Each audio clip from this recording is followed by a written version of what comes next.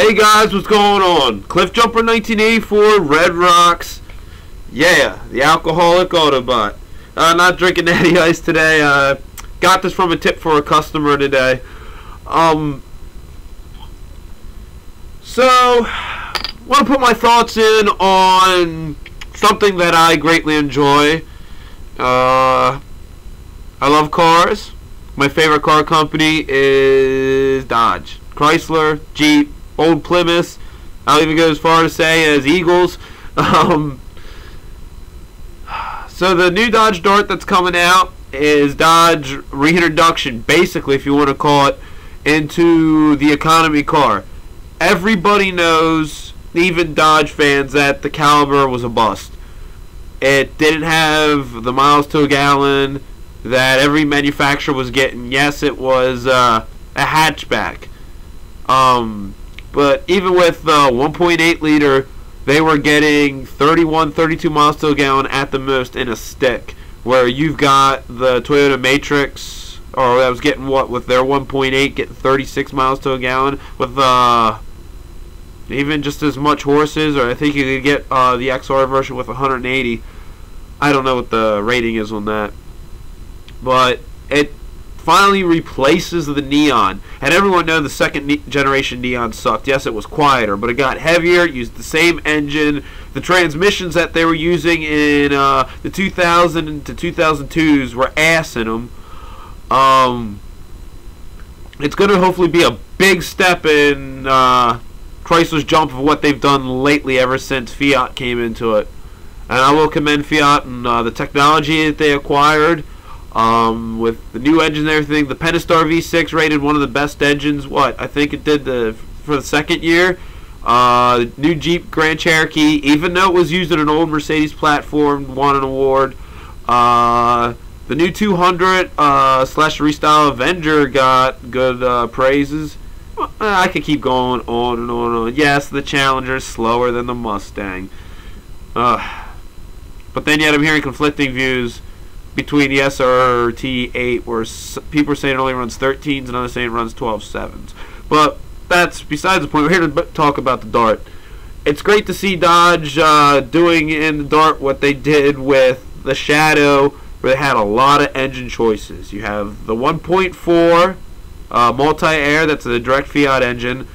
The 2.0 dubbed the Tiger Shark for an updated version of that World engine they had, bumped up from 152 to 160 horses and 176 160 horses, 147 pounds of torque, which ties for class leading torque with the base engine. You get a 1.4 turbo engine, which is the same found in the Fiat 500 as the 1.4s, and then a Tiger Shark version of the updated World Engine 2.4, raising it from 172 horses to 184 horses. Decent power for its class, but then you go again, it's also the heaviest. And then when you look at some of the numbers, they're not, like the front room isn't leading in the class. It's almost tied for, I think, for second or third with rear room. Trunk room's like third in class.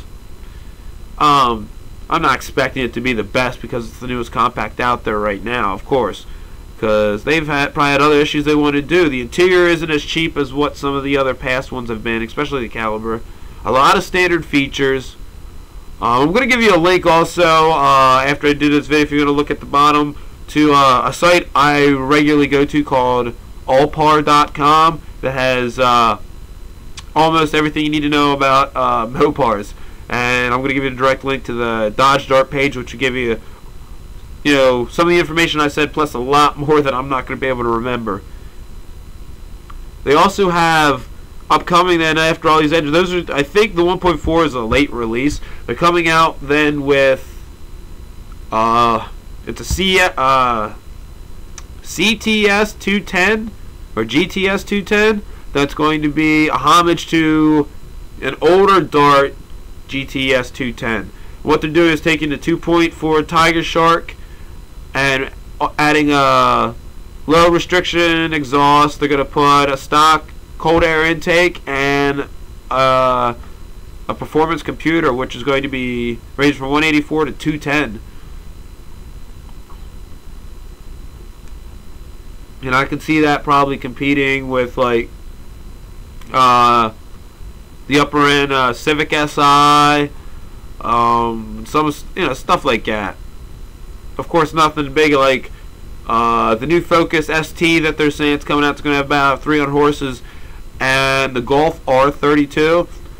Of course, because they're talking, of course, of planning a turbocharged version of it, an SRT4. There's been speculation of an Alfa Romeo engine that they have overseas. That's a 1.7 liter that's a twin turbo or a single turbo, only pushes 230. That wouldn't be enough to compete, so they're speculating a 2.4 turbo with the multi-air boost that it has. Should hopefully be able to push around 300. For last 2.4 was 285 in the caliber, but it had a 6-speed automatic transmission, as to where the Neon had a 5-speed manual with 55 less horses or something like that, and the caliber was slower because it was heavier in the automatic. I think the design looks great. It does kind of look like those new Accents or Elantras a little bit. I'm not picking on it or anything. I've never seen one, of course, in person. I've only seen pictures. But then yet, the 6-speed automatics are also supplied by Hyundai. And I've got no problem with that. I think two heads, 3 heads, it's got Fiat, Dodge, and Hyundai, is better than one. You're going to make a better car. No imports and import anymore. No domestics and domestic anymore. We all know that. As much as I am a Chrysler fan, and I like the import versus domestics and the street racing, which I don't condone and I really don't do anymore. But that's just my thought on it. And it's good to see a company as high as Hyundai working that's going to make a decent product. Not that they made the whole product, but it's doing better than what Daimler did with the Mercedes stuff by far already. Look at the past year and a half, the stuff they've been putting out. I think base price is like $15,990 and $875 destination charge. So I don't know. Check link with your bottom. See what you think. Let me know what you think. What don't you like about it? Let me know. If you say fuck Dodge, whatever. That's your opinion. But my shop owns a 1968 Roadrunner that would stomp a lot of stuff. But anyway, take it easy. If you like what you see, there's a button right about there. Don't forget to subscribe. It's Red Rocks, the Alcoholic Autobot, Cliff Jumper 1984. Drink a beer for me. Take it easy.